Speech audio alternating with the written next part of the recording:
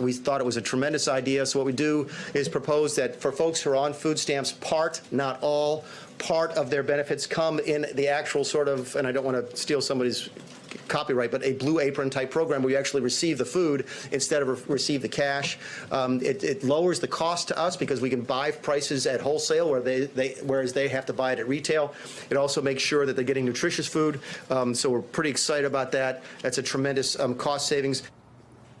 Donald Trump's latest genius idea, cutting out half of the cash benefits that most recipients of SNAP benefits, once commonly known as food stamps, receive, and replacing the funds with a box of canned vegetables, cereal, and other non-perishable foods, called America's Harvest Box, despite the fact that it would have zero freshly harvested food. The administration claims the box will somehow improve beneficiaries' nutrition and at the same time slash costs to the tune of $12 billion a year. Joining me now is Tom Colicchio, food policy activist, chef, and owner of Crafted Hospitality.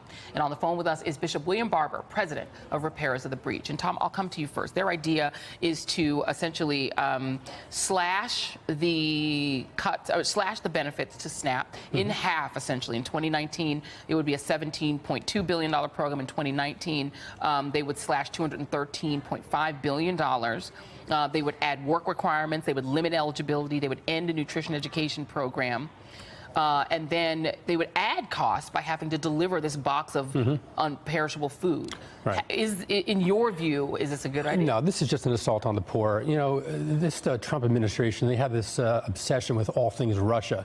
This is like 1960 Soviet era, policy. The idea that these small government Republicans are going to actually replace a public-private partnership, free market enterprise with a bureaucracy that is somehow going to package 16 million meals or 16 million boxes per month and save money just doesn't make sense at all. And the idea that poor people will lose the right to choose what they eat, that essentially a big government bureaucrat, that's really big government, will choose the food you eat and you don't have a choice. You get this box. Right. Look what they did with Michelle Obama when she suggests that maybe we should eat more nutritious foods for school lunch. Exactly. And so, no, this just smacks with hypocrisy. It's amazing, Bishop Barber, because the part of this seems to be rooted in the perception that people who are struggling are mostly non-white and that they are leeching off the system, sitting around driving a Cadillac and eating lobster and steak is what fills up my mentions whenever we talk about the poor. But the fact is, the Washington Post just put out statistics from the census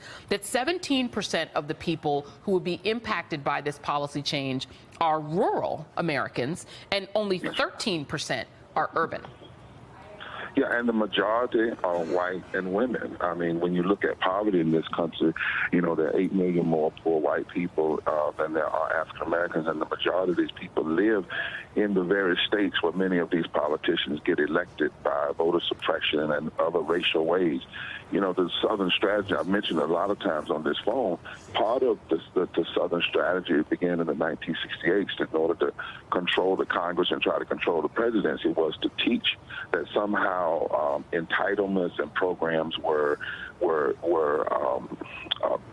black and brown people getting things that was hurting white people. And so programs were racialized. And I was thinking, Joe, this was a triple threat. It's like a 19th century, ghost of days past.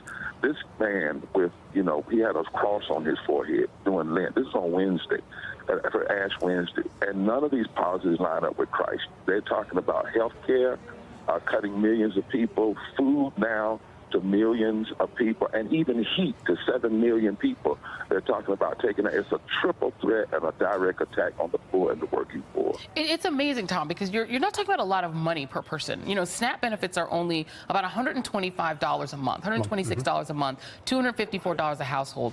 94% of the funding for this program goes right to benefits that get spent at your local grocery store, that get spent in Walmart. Through the freedom of choice, people spend 100% of their benefits. You can't keep any of it. You have to spend it, and that means you're buying food from food manufacturers. How can Republicans interpret that as a bad idea? Doesn't it help the economy? Of course it helps the economy. And also, there are great programs like the Double Up program where if you're a SNAP recipient and you're shopping in a farmer's market, you're actually getting double the amount of your benefit. That money goes directly to farmers. Yeah, absolutely. And so there's also a multiplier effect. For every dollar spent through the SNAP system, it actually creates about $1.75 of economic activity. Yeah. So it's actually great for communities as well. So no, you know, we need, let's really start talking about nutrition, because that's really the crux of this here. Children, when they go to school, if they have a proper breakfast, they actually can learn. We're talking about seniors. We're talking about people with disabilities. This is the way they actually feed themselves. We're also talking about 1.5 million veterans who protected this country, who are struggling to feed themselves because they come home with PTSD and they're really struggling to find work. We're also talking about active military that this will hurt as well because they're on SNAP as well. Yeah. And so we're talking about the working poor. We're not talking about people who are looking for a handout. We're talking about children, seniors, people with disabilities, and people that are working. Working minimum wage or at Walmart. Exactly. And so this is just a terrible idea. We actually need to increase the benefits of SNAP so people can actually afford healthy food. Yeah. Because right now we have about $200 billion of healthcare costs that are associated with poor diet because people can't afford nutrition. Yeah. They can afford calories, but they can't afford nutrition. That's an excellent point. And you know, Bishop Barber, you work a lot in the rural communities in North Carolina. I mean, what happens if they're also cutting the post office and want to cut that back? What happens if someone's box doesn't get delivered? What happens if it's out in the rain and gets wet? What happens if the children in the household are allergic to what's in the box? Where is the church? Where is the white evangelical church to say that this is cruelty? And it's not just cruelty they think it's cruelty to black and brown people, but you personally know that this is also the white rural poor. Well, all over the South and other places, the homeless, whether it's in Seattle, Washington, where there are homeless people in the harbor, or whether it's in Alabama, whether it's in North Carolina. And I think the so-called evangelicals are where they normally are. They're not with Jesus. They are not with the Jesus who talked about good news to the poor. They are not with the scriptures that talked about how we should not be attacking the poor. And I do want to say this is not just about the work, but it's about the poor. And you have to say the poor because people suggest that people are not working poor, then somehow they're just lazy. No, people are trapped in systemic poverty. And what the moral issue, Joe, here is we've got 14 million poor children, for instance, in the country. You're talking about an administration that will give trillions of greedy tax welfare to the greedy.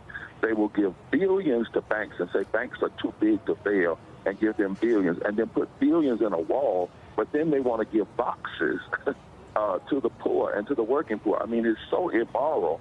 It's a contradiction to our scriptures, a contradiction to our Constitution, the establishment of justice, and the promotion of the general welfare. But then, George, there's another thing, lastly, and I want to say this deeply from a moral perspective, and that is the question before America.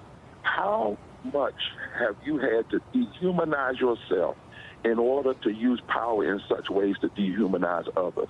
And Americans have to stand up and say, we're not going to allow this to happen in our name, with our government, with our democracy. Yeah, indeed. We are reminded that when Jesus fed the multitudes, he gave them fresh fish. Yeah, and fresh bread. Amen. Tom Colicchio, Bishop William Barber, thank you both very much. And coming up at the top of the hour, Donald Trump's national security advisor just admitted that Russian interference is now beyond dispute. Well, that's special. More on that at noon. But up next, more AM Joy. Hey there, I'm Chris Hayes from MSNBC. Thanks for watching MSNBC on YouTube. If you want to keep up to date with the videos we're putting out, you can click subscribe just below me, or click over on this list to see lots of other great videos.